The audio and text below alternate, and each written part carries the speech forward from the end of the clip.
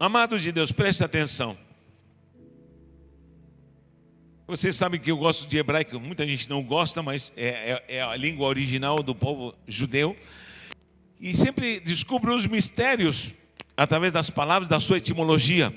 E existe uma palavra, que é uma palavra, posso até dizer de maldição, que é chamada de Ketsassá. Em português se traduz que com Kezazá, com H no final, Kezazá. Mas não é uma transliteração fiel, porque com duas letras, com tzadik, que é uma pronúncia que não existe no Brasil, em português, que é TS, o TS, tzatzetsitsotsu.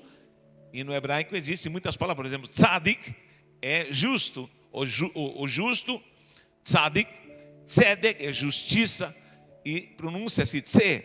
Diga-se para alguém, tzatzetsitsotsu. É difícil falar isso, mas é uma pronúncia em hebraico. E aqui, ketzatzá em hebraico, literalmente significa excluir, extirpar, destituir, cortar. Mas na verdade é uma palavra não de bênção, é uma palavra de maldição. É uma palavra que se aplica em vários sentidos. E quando se fazia o Ketsassá, essa tradição é uma tradição judaica, não está especificamente na Torá, mas era uma tradição que estava ao ponto de Deus mandar Jeremias fazer um Ketsassá com o povo de Israel. E vou explicar o que era um Ketsassá. Normalmente quando um filho, ele persistia em dar dor de cabeça para o pai, e esse filho malgastava o dinheiro, era pródigo. Para quem não sabe, a palavra pródigo significa uma pessoa que gasta, malgasta. E já ensinei muitas vezes o que é ser um pródigo espiritualmente. Um pródigo é uma pessoa que não tem uma boa gestão. Um pródigo é uma pessoa que não tem uma boa administração dele mesmo, das suas emoções, não tem administração, muito menos das suas finanças, da sua casa, gestão geral. E normalmente um filho pródigo, um filho que malgasta, um filho que não sabe o preço, o quanto custa obter as coisas, simplesmente ele quer esbanjar, quer gastar, quer farrear, quer jogar, quer se envolver em coisas malignas e não sabe o custo que é normalmente, que é o pai ou a mãe que trabalha para que haja sustentação. Então, quando um filho se dava para essa vida de farra, alguém está me entendendo? Esse filho, se ele saía de casa para farrear, quando ele voltava, a sociedade, olha para mim, tinha a obrigação de se juntar. E todo mundo pegava, não se preocupe que eu não vou quebrar. Todo mundo pegava um jarro. Nem vou jogar na sua cabeça, fique tranquilo. Mas todo mundo pegava um jarro. E ao pegar esse jarro, esperavam esse filho rebelde voltar, que era um mau gastador. Até então não tinha amaldiçoado os pais, até então não tinha blasfemado contra Deus, porque de fato em Deuteronômio está escrito claramente, Deuteronômio 21 diz claramente que se um filho persistia em ser rebelde e amaldiçoava os seus pais, esse filho era levado pelos anciãos fora da congregação. E o que faziam com ele? Quem sabe? Era apedrejado até a morte. Não era uma criança, era um filho já crescido, já que devia estar trabalhando, ajudando o seu pai e a sua mãe. Ele só dava dor de cabeça, era levado para fora e era apedrejado lá fora. Bom, se esse filho não tinha amaldiçoado a palavra, a Torá, os preceitos do Senhor, não tinha amaldiçoado os seus pais e não tinha cometido tal delito, mas esse filho só dava dor de cabeça porque era um mau gastador, toda a congregação pegava um vaso e quando ele estava voltando, está vindo, fulano está vindo. Todo mundo pegava um vaso e quando ele estivesse chegando, todo mundo jogava o vaso no chão e o quebrava. E quando quebrava-se esse vaso, se falava Ketsassá, sabe o que significa? Você está destituído desta casa e dessa congregação. Você não é mais bem aceito aqui. Você é um mau pagador, é um gastador. Você não é uma pessoa que anda na legalidade da lei. Você não amaldiçoou, não fez nada talvez para amaldiçoar, mas ele era destituído. E uma maldição vinha nesse filho pródigo, que ele não era permitido pela sociedade de entrar mais na sua casa, e ele tinha que ir embora. Vai-te embora. Não queremos mais você aqui. Quem entendeu até agora? Não se espante, porque a lei do Senhor é muito dura. Já pensou levar um filho, quando havia maldição, levá-lo fora e literalmente o apedrejar e deixar um morro de pedras? E o filho morria, e diz: isso é para que todo o povo tremesse e temesse ao Senhor dos exércitos. É muito duro, mas é a palavra do Senhor. Diga graças a Deus que Deus nos libertou da lei. Ele veio morrer na cruz do Calvário e nos deu salvação e vida eterna. Quem pode glorificar o nome do Senhor por isso? O que é Sassá? Se prolongou durante anos. E Deus está falando agora para o profeta Jeremias: pega um vaso e chama os anciãos, porque os anciãos normalmente faziam isso. Os anciãos barbados eram peritos em punir, os anciãos eram peritos em apontar, em apedrejar um adúltero, uma adúltera, apedrejar alguém que se rebelava, ou amaldiçoava. Jovens que amaldiçoavam seus pais eram punidos, eram peritos. Agora Jeremias recebe a incumbência e fala assim: chama os anciãos, os que são peritos em punir, chama todos eles. E ele pega um vaso, vai lá, compra um vaso e sai para o Vale de Inom. Para quem não sabe, o Vale de Inom era um vale onde se sacrificavam para ídolos. E justamente Israel, na verdade Judá e Jerusalém, prevaricou. E nessa porta do monturo ali havia um grande lixão, e ali se queimavam e se faziam mandingas, e ali se edificou estátuas para deuses malignos, entre o próprio Moloque, onde o povo de Judá, o povo de Israel, o povo de Jerusalém especificamente, sacrificou, e aos ídolos seus filhos os entregou em obra de feitiçaria. Agora preste atenção. E era um vale de sombra, de morte, de angústia, onde havia feitiçaria, e o povo se desviou da vontade do Senhor. E ele sai com os anciãos, com aquele grupo, uma multidão de anciãos sai andando, e o povo, e ele pega o vaso e joga o vaso, que é de Sassá, e quebra-se, e diz: virá destruição para Jerusalém. E de fato, isso se cumpriu, e veio e se cumpriu essa palavra já anunciada, e Jerusalém foi destruída. Virá destruição, virá desolação, virá angústia, virá tribulação, e isso de fato lamentavelmente se cumpriu. Toda vez que o povo de Deus se afastou da presença do Senhor, não veio bênção, veio maldição, veio praga, veio morte. Mas graças a Deus nós estamos aqui servindo ao Senhor. Quem pode dar glória a Deus por isso? Quebrou-se o vaso. Agora preste atenção, o que isso tem a ver com o pai do filho pródigo? Justamente, querido, você sabe que o filho pródigo, ele era um mau gastador. E eu vou te falar uma coisa: há 3 passagens específicas ali em Lucas que fala de perdas e achados, mas 2 coisas nos salientam, principalmente a parábola do filho pródigo e da ovelha perdida. E eu quero que vocês aprendam, porque através de anos tenho aprendido com essas 2 parábolas, entre tantas vezes que tenho pregado e ministrado. E eu vou te falar, há 2 coisas que Deus quer revelar: uma com a ovelha perdida e outra com o filho pródigo. A primeira é com a ovelha perdida, porque a ovelha é perdida, e o pastor, quando vê uma ovelha perdida, tem que ir buscá-la. Por quê? Porque se perder é um acidente. Ninguém sai de casa para se perder. Eu te garanto que você alguma hora se perdeu no trânsito, se perdeu na cidade. Eu já me perdi uma vez, nos perdemos em Diadema com a minha esposa. Foi terrível, já nos perdemos à noite, indo pregar, ministrar em tantos lugares. E o GPS ficou louco e estávamos sem saída. E agora vamos desligar o GPS geral. O que nós vamos fazer, meu Pai da glória? Tem misericórdia. E o que fazer? Sangue de Jesus tem poder. Quando estávamos dando volta nas periferias de Diadema, meu irmão, Bitaru é o céu. O que é isso, meu pai? Quando vi aqueles motoqueiros sem capacete, motoqueiros com 2 montados e fazendo aqueles barulhos sem capacete, andando para cima e nos rodeando, eu falei: clama o sangue do Cordeiro. Estou perdido. Ninguém se perde porque quer. Se perder é um acidente de percurso. Se perder pode ser uma falha, pode ser um pecado, pode ser algum problema, pode ser uma tribulação, pode ser algo que te atingiu, que te deixou fraco, que te deixou atribulado, angustiado. Mas vou te falar, é um acidente. Ninguém combina se perder. Quem está entendendo isso?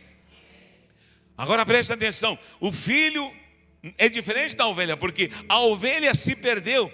E muita gente às vezes me diz: peraí, você tem que ir buscar essa pessoa. Não, o pastor só pode, isso eu já aprendi durante muitos anos, só pode ir buscar uma ovelha perdida. E há muitas pessoas que são testemunhas do que eu já fiz aqui, entrando na tua casa, indo te buscar, chorei com você, pedi perdão, pessoas me pediram perdão, nos abraçamos. Quanta gente aqui pode falar que eu já chorei com ela, sentado, conversando, choramos, nos abraçamos, porque com certeza somos humanos, e com certeza há acidente de percurso e nos perdemos, e o pastor tem a obrigação, perante alguns anos ministrando, são centenas de pessoas que eu já tive essa função, de ir buscar essa ovelha, porque ela se perdeu.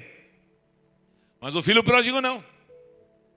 O filho pródigo tem mordomias dentro de casa, e ele usa dolo, ele usa maldade, ele não é uma pessoa santa.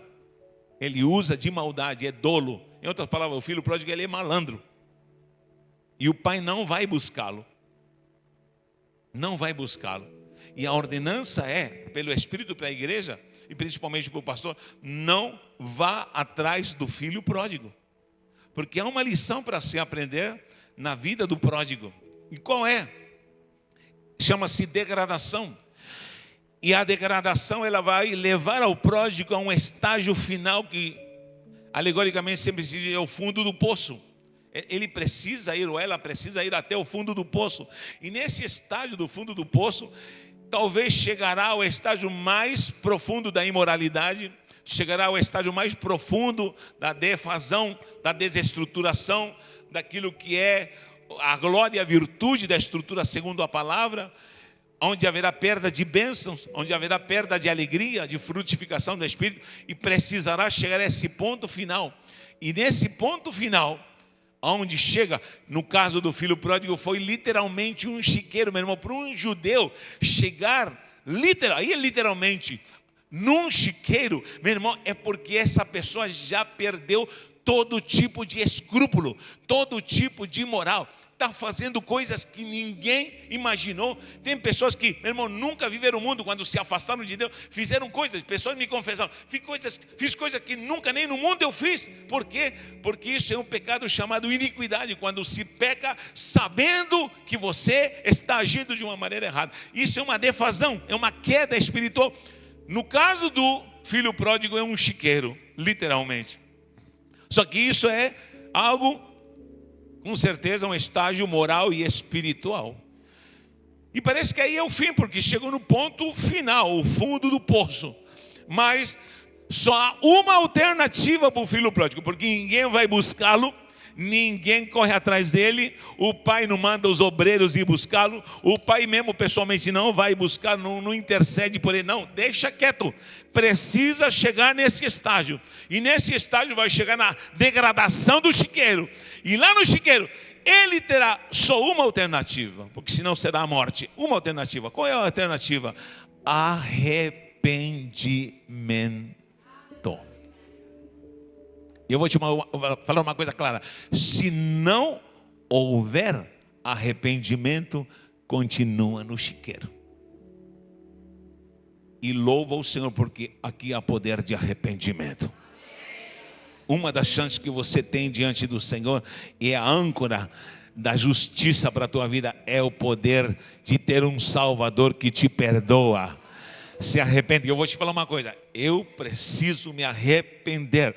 Se você ora, e há um povo aqui que ora, nunca despreze a alternativa de falar: me perdoa, Senhor, eu me arrependo, Senhor. Nunca descarte a oportunidade de falar: Senhor, santifica-me com a tua palavra, limpa minha mente, limpa meu coração. Eu me arrependo por um mau pensamento, eu me arrependo por uma palavra torpe, eu me arrependo por uma ação que não te agradou. Me limpa, Senhor, com o teu sangue. Alguém acredita nisso em nome nome do Senhor. Me santifica, quero ser santificado. Me arrependo se entrei para o mau caminho deliberadamente, se fiz alguma coisa deliberadamente, com dolo, com maldade, com malandragem. Me traz, Senhor, com teu laço de glória. Eu me arrependo, me arrependo, me arrependo.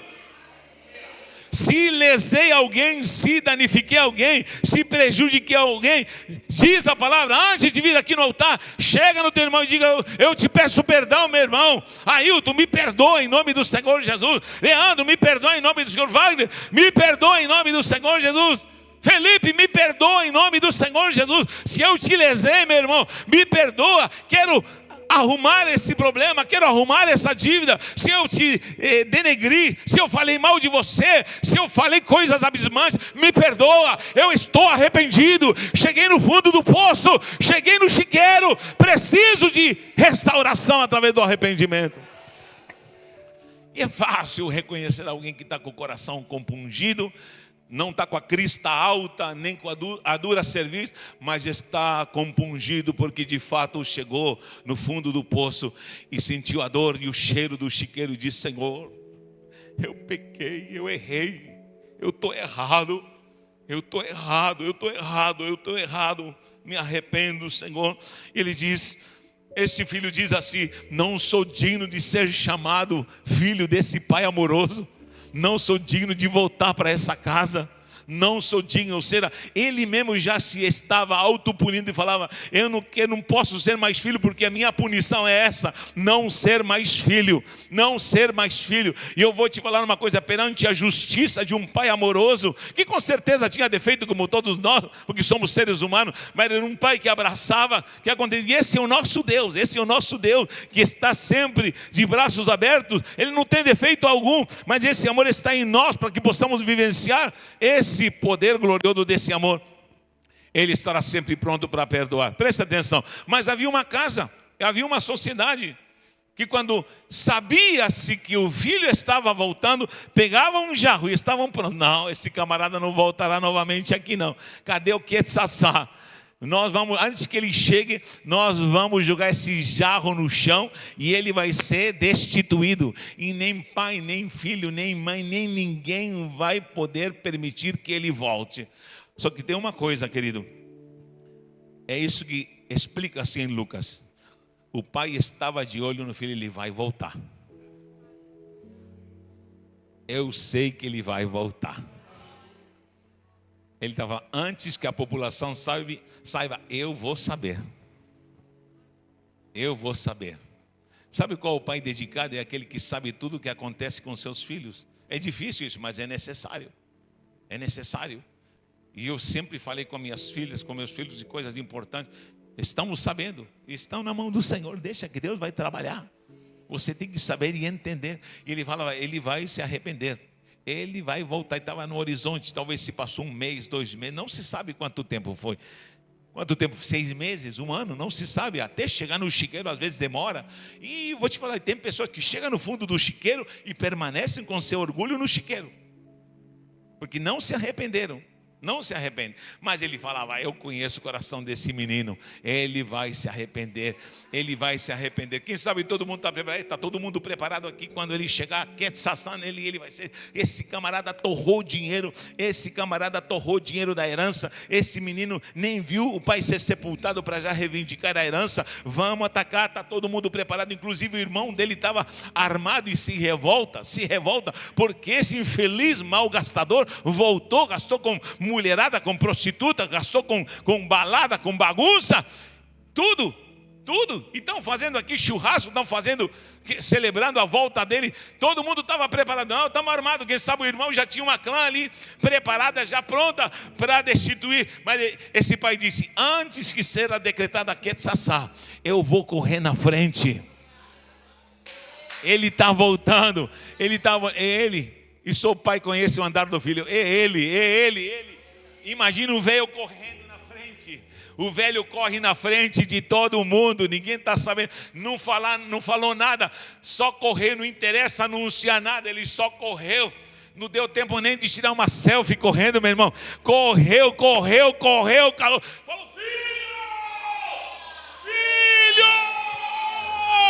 filho, eu estou aqui. eu vou correndo, ninguém vai te espraguejar, ninguém vai te tocar, ninguém vai decretar nada na tua frente, eu vou te abraçar, e diz que o agarrou, deu um beijo no pescoço dele, e o segurou e chorou, te garanto que chorou, meu filho, e o filho se ajoelha e diz, pai, pequei, me arrependo, pequei contra o céu e contra ti, não sou digno de ser chamado teu filho. Glória a Deus pelo verdadeiro arrependimento. Glória a Deus pelo verdadeiro arrependimento. Glória a Deus pelo verdadeiro arrependimento. Glória a Deus pelo verdadeiro arrependimento. Glória a Deus, porque não há dura servindo em Cristo levantada, mas há coração compungido. E aí Deus trabalha. Arrependa-se, preciso me arrepender. O Pai está pronto para me avançar e me abraçar em nome do Senhor Jesus.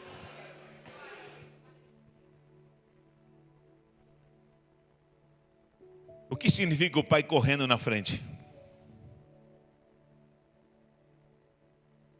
Diz aqui, moveu-se de íntima compaixão e correndo, lançou-se-lhe ao pescoço e o beijou, começou a beijá-lo. Sabe o que significa isso? A bênção do pai corre mais rápido que o decreto de maldição. A bênção do pai anda mais rápido do que o decreto do diabo. A bênção do pai é mais veloz, é mais rápida do que o decreto do demônio. A bênção do pai é muito mais ágil e vai te alcançar. Há muitos decretos de maldição, mas os decretos de Deus são mais rápidos. Eles viajam não à velocidade da luz, eles viajam do já. Ele é o Deus do já, ele opera já. O diabo ainda está preparando e Deus já está trabalhando. O inferno quer se levantar com artimanha, Deus já operou, Deus já veio. Quando o Satanás está vindo, Jeová já está voltando com a vitória na mão e está te trazendo nos seus braços, está falando, Ele é meu, Ele é meu, Ele é meu, Ele é meu. Quem pode dar glória a Deus por isso? Esse é o nosso Deus. Quando Ele vem para atacar, Ele já está te trazendo na sua cavalgadora e falando, é meu filho, é meu filho, é meu filho. Ninguém vai decretar nada aqui. Pode abaixar esse cântaro, porque o decreto, meu decreto de bênção, meu decreto de liberdade, meu decreto de cura, meu decreto de bênção. Quem recebe diz amém. Aleluia. Deus é mais veloz, Deus é mais rápido, os céus é mais rápido. Diga isso, o céu é mais rápido, o céu age mais rápido, o céu age mais rápido. Só precisa haver verdadeiro arrependimento, só precisa haver verdadeiro arrependimento. Se pode trazer um histórico de adultério, de tanta coisa maligna, de roubo, de maldição. Quanta gente aqui estava nas pragas do diabo no mundo. Mas querido, um histórico, o diabo investia na sua vida, o diabo investia na sua vida de angústia. Você era acorrentado por Satanás, investiu anos, trabalhou. Ele não é onipotente, ele tem que enviar poderes, potestades. Ele não é onipresente, ele tem que se organizar. Imagina o trabalho que esse Leandro deu para o inferno. Investimento, demônios vindo, vão, e destruição nos filhos, na família. Está aí a esposa dele que sofreu tudo isso, querido. Um histórico de 1 ano, 2 anos, 3 anos, 10 anos, 20 anos, meu Deus, quantos anos? 27 anos. Olha quanta angústia. Mas o que acontece? Na hora que Leandro se entrega, ou qualquer um se arrepende, uma gota do seu sangue, é uma questão de milésima de segundo, uma gota do seu sangue acaba com todo esse passado. Por quê? Porque Jesus Cristo te faz uma nova criatura. Quem crê nisso, dá glória a Deus. Mas vou falar de novo. O céu não lida com soberbo. O céu fecha-se para os de dura serviço. Se fecha. E não sou eu que estou falando, é a palavra que diz. Diz que os soberbos olham de longe. Os olha de longe. Mas um coração contrito e humilhado tu não podes. Uma coisa que Deus não pode fazer. Há uma coisa que Deus não pode fazer. Um coração contrito e humilhado tu não podes rejeitar, ó Deus. Tu não podes rejeitar quando alguém se arrepende. Diz, me perdoa, Deus. Meus irmãos me perdoem. Meu pastor me perdoe. Marido me perdoe. Esposa me perdoe. Igreja me perdoe. Vizinho me perdoe. Cunhado me perdoe. Sogra me perdoe. Porque Jesus me perdoou. Jesus me salvou. Jesus me restaurou. Jesus, perdoe tudo que eu falei. Perdoe tudo que eu pensei. Perdoe tudo que eu fiz. Eu me arrependo. E eu me arrependo. O que aconteceu? Me converti a Jesus de Nazaré. Quem já se arrependeu aqui alguma vez? Levanta a mão aqui, quem já foi perdoado por Jesus. Quem já foi restaurado por Jesus? Levanta a mão, quem tem certeza? Levante as mãos. Faz assim, olha, quem tem certeza disso? Porque hoje eu vou fazer apelo se você não se converteu. Você pode dar glória a Deus por isso? Quem já sentiu a sensação de ser perdoado? Quem já sentiu a sensação de ser lavado? Quem já sentiu essa sensação que tem o histórico? Eu vou te falar uma coisa, aqui tem gente que vivia no lamaçal do pecado, vivia lambuçado com coisas terríveis. Eu não experimentei nada disso, graças a Deus, mas era um pecador, filho de pastor. E eu vou te falar uma coisa, se eu tivesse teu histórico, meu irmão, eu não teria essa cara que você tem, não. Não teria. Eu não andaria igual. Não andaria como muitos estão trancados, não, glória a Deus. Eu te garanto, eu não fui adúltero, nunca me prostituí, nunca conheci essa mulher, a não ser minha esposa. Me criei no evangelho, me converti com 15 anos, não sei o que é bebidice, não sei o que é droga, não sei nada dessa miséria do inferno. Nunca fui escravo de Satanás dessas coisas imorais. Mas era um pecador dentro da igreja, filho de pastor, acorrentado pelo mal. Não conheci. E não precisei conhecer. E nunca vou precisar conhecer.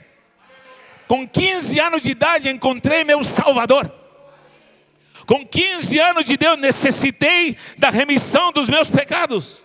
Com 15 anos de idade, no ano de 1987, dia 11 de outubro, domingo, dia 11 de outubro de 1987, na cozinha da minha casa, na Avenida Antão de Moura, 46 Fundo, minha mãe me fez apelo e ela orou por mim porque eu estava endemoniado. Imagina se eu tivesse conhecido o mundo, estava endemoniado.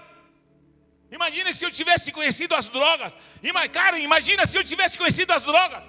Que Deus te livre de ter conhecido esse Natanael, drogado, viciado, bêbado. Mas o Senhor me libertou antes. Com tudo isso já queria me matar, mas eu sei o sacrifício que Ele fez por mim.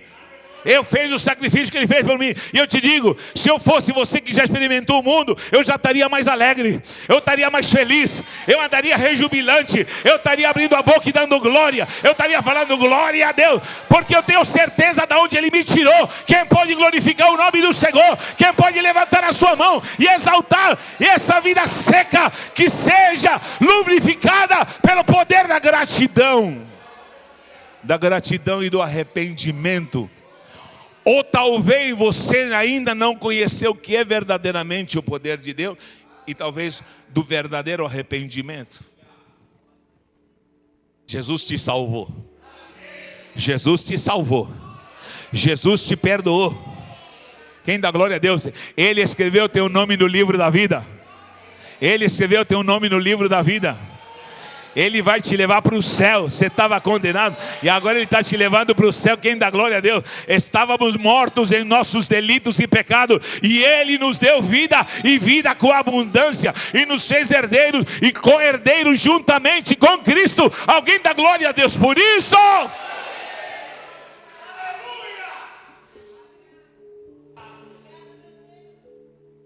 Aleluia.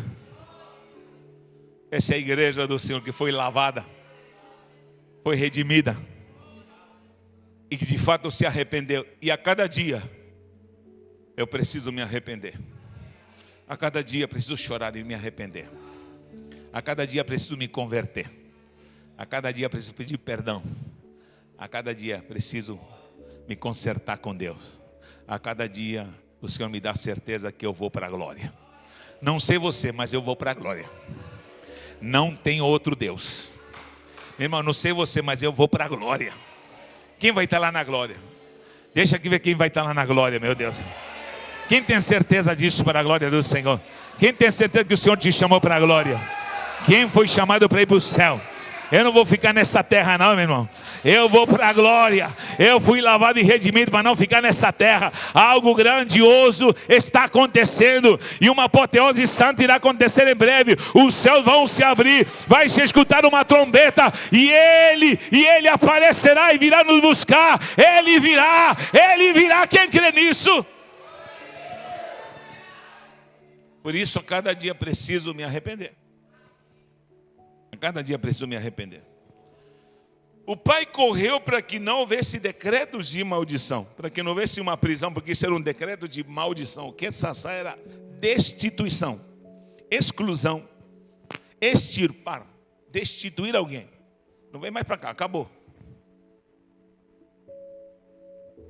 Esse Deus é só Deus que corre na frente do diabo. Alguém já me disse: Natanael, mas você não conhece minhas lutas, minhas provas, minhas batalhas. Eu sempre digo assim: eu estou para conhecer alguém que Deus tem planos de glória para ele, que o diabo deixe tranquilo. Vou falar de você de novo, se tu não entendeu. Eu estou para conhecer uma pessoa que Deus tem plano na vida dela, que Deus tem milagres para fazer na vida dela, que Deus tem portas abertas na vida dela. Que Deus queira fazer, e há planos do céu para a vida dele, para a sua vida e para a sua família. Eu estou para conhecer alguém que seja escolhido nesse nível, que não enfrente batalhas, que o diabo deixe tranquilo. Meu irmão, o dia que tu não dá mais trabalho para o diabo, algo está errado com você. Agora enfrenta a batalha porque tem vitória. Satanás é devagar. O nosso Deus é um Deus de flash. Ele vai atuar na sua vida muito mais rápido. Quem recebe isso em nome do Senhor? Esse Deus vai adiante da praga. Esse Deus vai adiante da doença. O médico está falando: não sei se o resultado, vamos ver. O nosso Deus já trabalhou. O nosso Deus já veio com cura. O Senhor já trabalhou, meu irmão.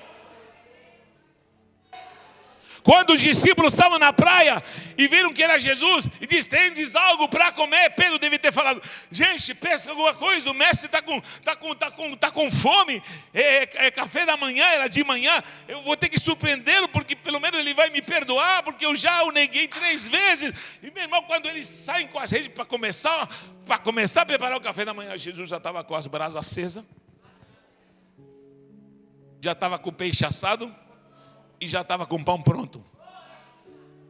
Enquanto tu está preparando aí, se enrolando, Jeová já preparou a mesa. Meu irmão, eu gosto de cozinhar. Quem aqui já se enrolou cozinhando? Quem já se enrolou? Fala a verdade. Eu já me enrolei. Meu Deus, eu falei: segura mais um pouco. Não chega, demora mais meia hora. Uma vez convidei meu filho, me atrapalhei. Segura, não, já estamos indo, dá uma volta. Ei, me atrapalhei. O peixe está vivo, quer me morder. O que eu faço, Senhor da glória? Me ajudem. Aline, Nathalie, alguém me... e agora quem poderá me defender? Aonde correr nessa hora? Quem se atrapalhou fazendo alguma coisa? Faltou luz, faltou água, hein? O cunhado veio te perturbar, hein? Acaba o gás. Quem já está cozinhando e acabou o gás? Levanta a mão aí. Olha quanta gente normal tem aqui, meu Deus do céu. Quanta gente que Deus tem plano na vida dela. Lutas. Mas tenha bom ânimo. O diabo está te perturbando porque a vitória é grande. Ei! Mas enquanto o diabo está te enrolando na hora de preparar tudo, querido, quando o Jeová chegue, a mesa vai estar pronta. A mesa, por isso eu digo: preparas uma mesa diante dos meus inimigos. O meu cálice transborda. Esse é Jesus de Nazaré. Quem pode glorificá-lo nesta noite?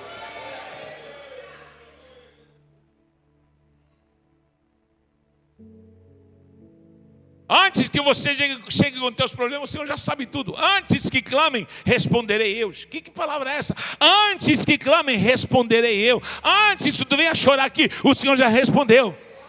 E tem gente que está aqui glorificando, Deus já entrou com providência na sua casa. Eu profetizo, tem gente que está aqui hoje e acha que talvez está perdendo tempo, e Deus já está trabalhando, Deus já está operando, Deus já está ministrando, Deus já está agindo. Quem recebe isso em nome do Senhor, entrega tudo na mão de Deus. Entrega na mão de Deus.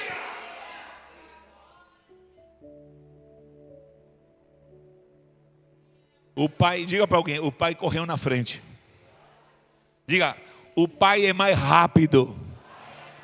Quem crê nisso, meu Pai da glória? Quero terminar.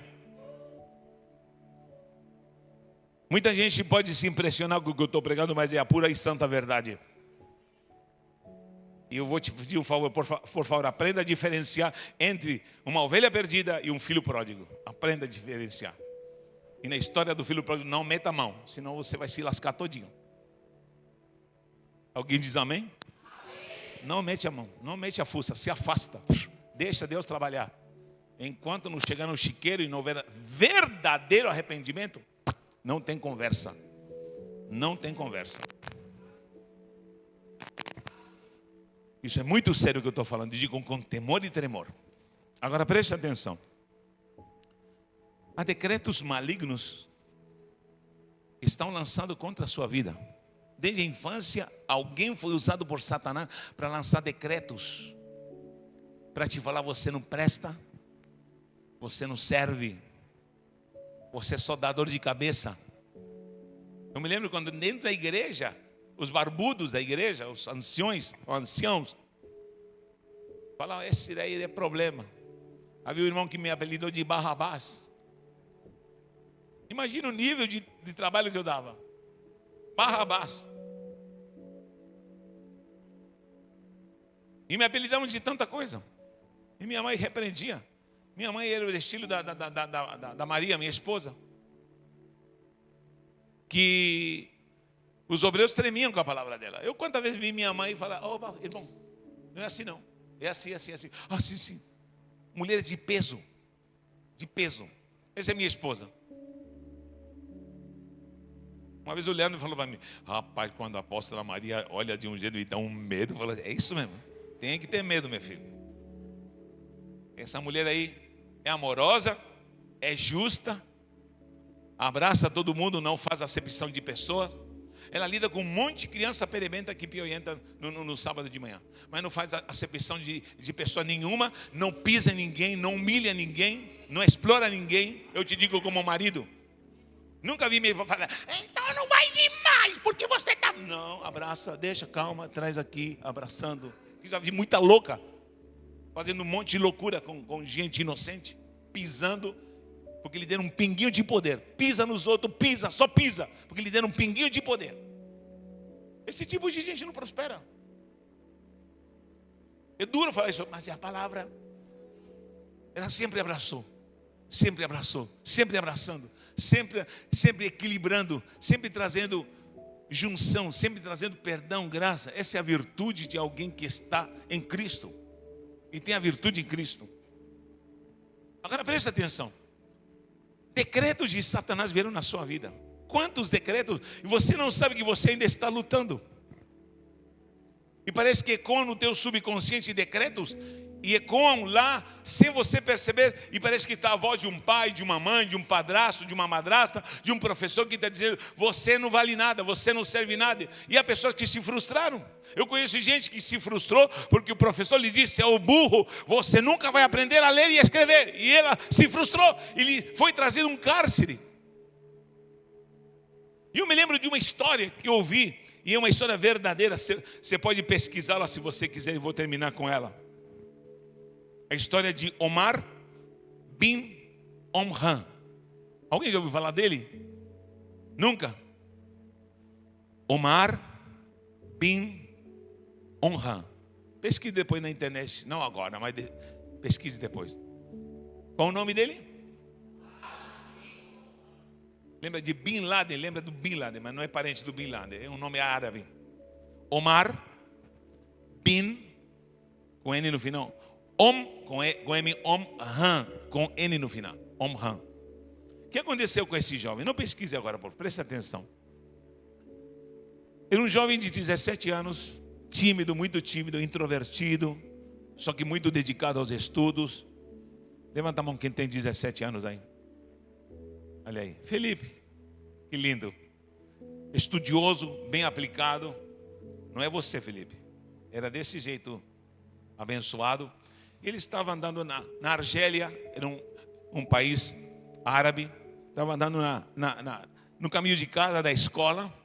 E estava vendo uma revolução, onde estavam matando muita gente, porque era uma guerra civil ali na Argélia. E ele estava andando pela rua, quando de repente a família percebeu que ele não voltou para casa. Não chegou meia-noite, 1h da manhã, deram parte na polícia, pesquisaram onde está o mar, onde está o mar, onde está o mar. E um dia, 2 dias, ele desapareceu. 1 semana, e a mãe fielmente, ele está vivo, temos que achá-lo. 1 mês procurando, e nada. Muitos falaram, não, devem ter matado porque está tendo uma revolução, está matando muita gente, alguém deve ter se enganado. Mas ele está voltando da escola, um menino de 17 anos, de boa aparência. E de fato eu vi as fotos e o vídeo dele, de boa aparência. O que aconteceu? O deram por morto, a polícia desistiu, abandonou o caso, disse, ele está desaparecido. E a mãe não desistiu. E ele desapareceu, sabe quantos anos? 26 anos. 26 anos. É uma história de vida. E o mais triste de tudo, a mãe morreu doente numa cama, dizendo e chamando os familiares, por favor, algo me diz que ele está vivo. Não desistam de procurá-lo. No meu coração de mãe, algo me diz que ele está vivo. Não desistam de procurá-lo. E todo mundo fala, coitada, são 26 anos desaparecida, ela morreu sem ver o seu filho de volta. E saiu nas notícias, sabe o que aconteceu? Olhe para mim, por favor.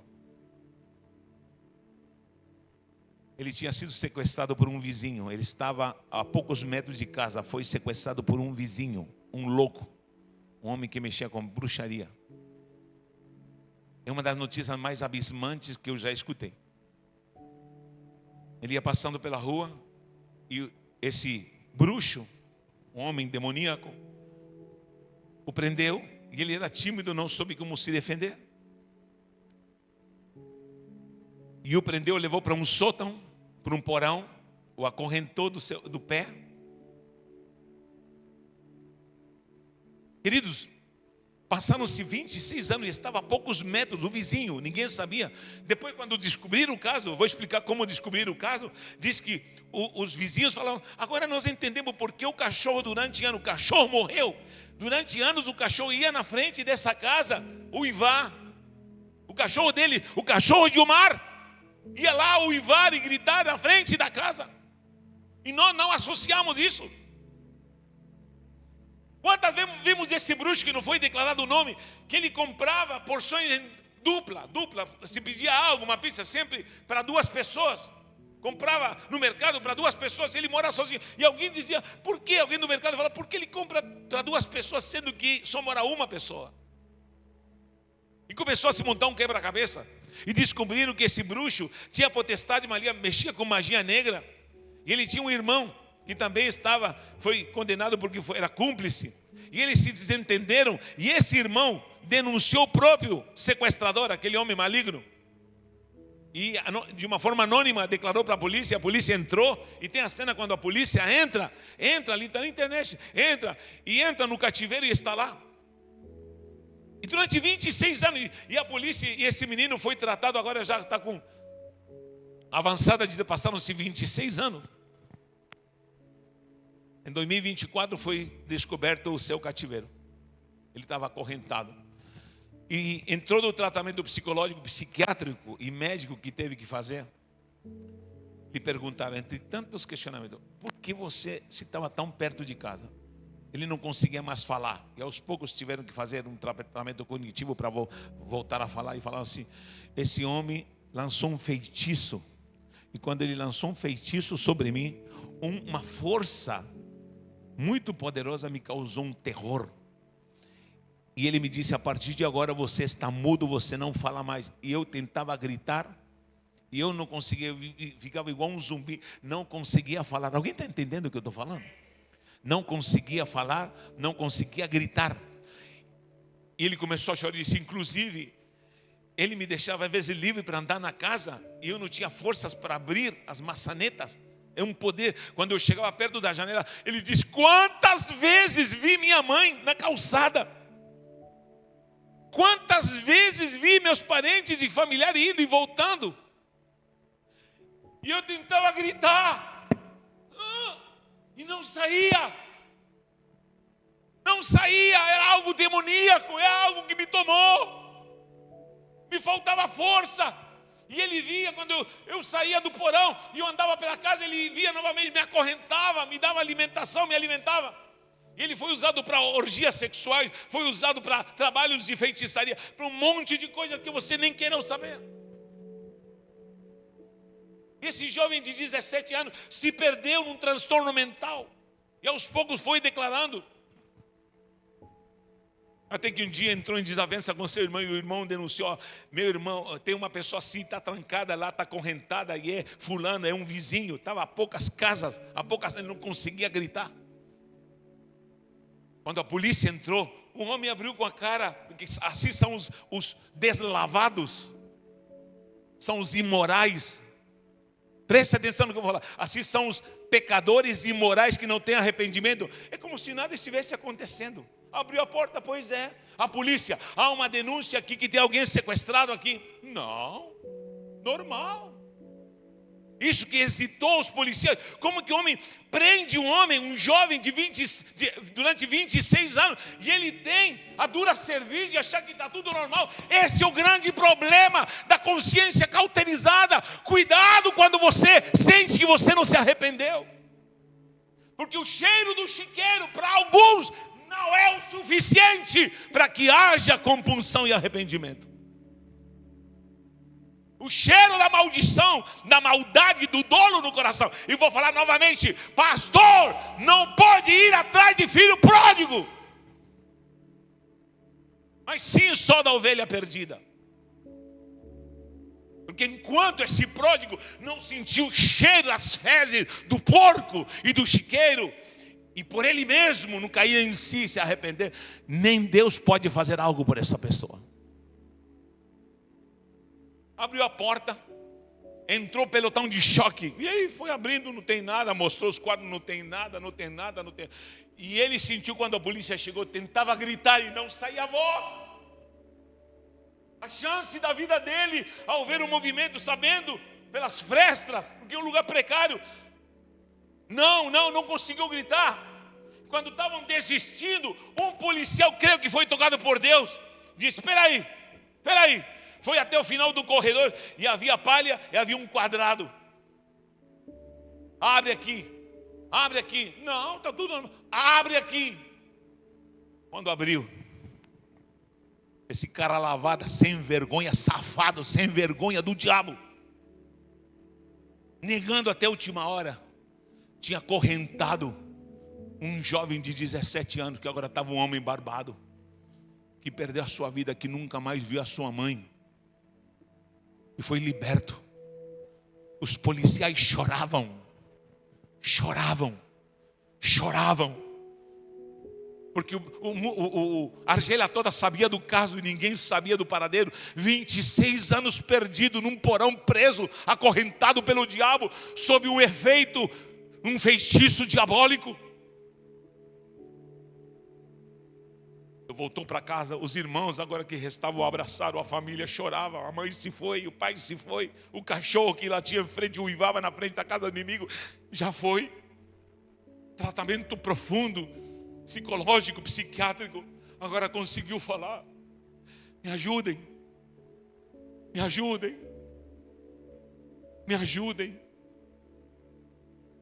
Preciso restaurar a minha vida.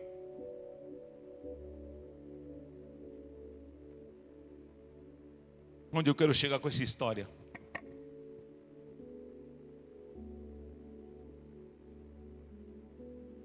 Qual é o cativeiro que te prendeu? E não te deixa falar?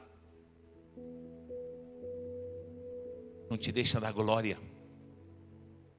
Não te deixa te arrepender? Não te deixa orar? Pastor, não consigo orar. É isso aí, é um cativeiro. Não consigo dar glória, é um cativeiro. Aceitei Jesus, mas não consigo ser feliz. Cativeiro.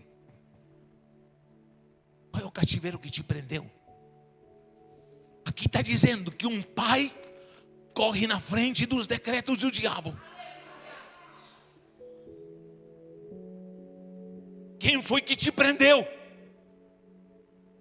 Quem decretou maldição na tua vida? Quem te violentou sexualmente? Quem foi que te atacou? Quem prendeu a tua alma? Quem prendeu o teu âmago? Quem prendeu a tua juventude? Quem te acorrentou em correntes que talvez não foram físicas, mas são correntes espirituais?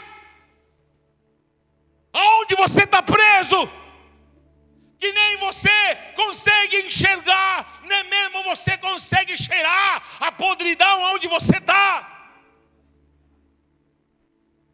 Que feitiço do diabo é esse? Que você não tem mais sensibilidade no espírito. Que feitiço do demônio é? Que você não sente mais o toque divino que te faz chorar, porque o espírito te toca para arrependimento.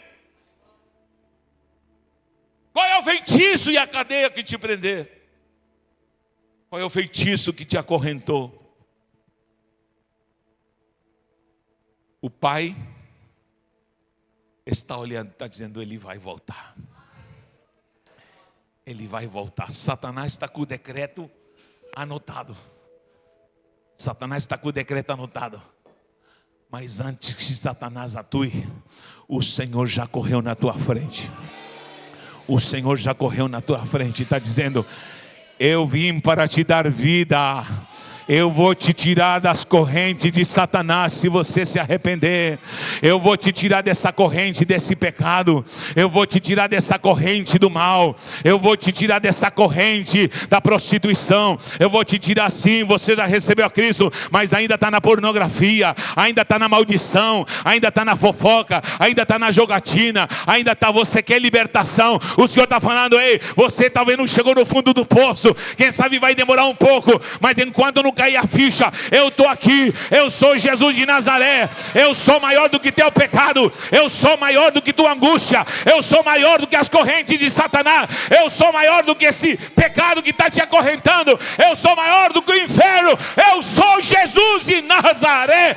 Eu sou o Salvador. Eu sou o libertador. Quem dá glória a Deus por isso?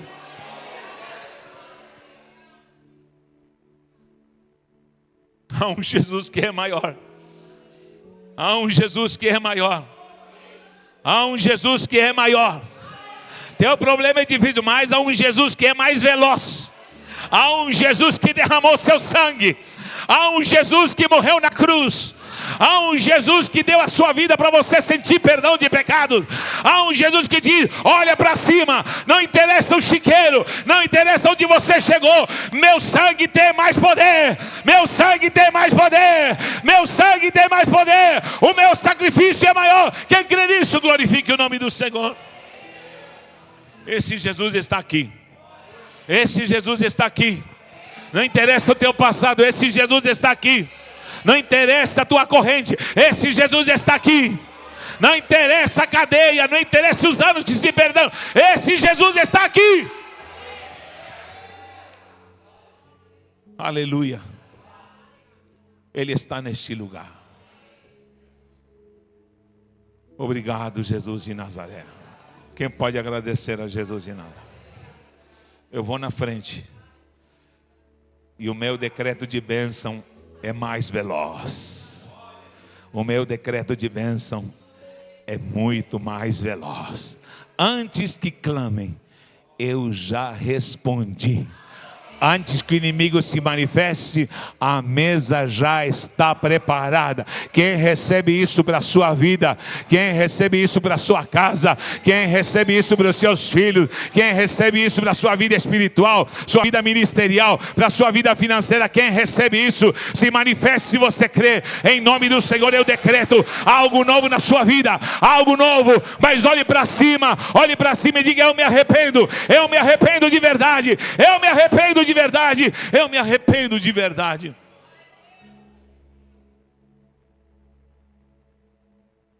Há o louvor que já está arquivado, não é qualquer louvor, pode desligar a câmera se quiser, mas eu não sei o que ele viu em mim. Está aí? Boa. É um louvor que eu selecionei há muito tempo. Eu quero que você olhe para dentro de você.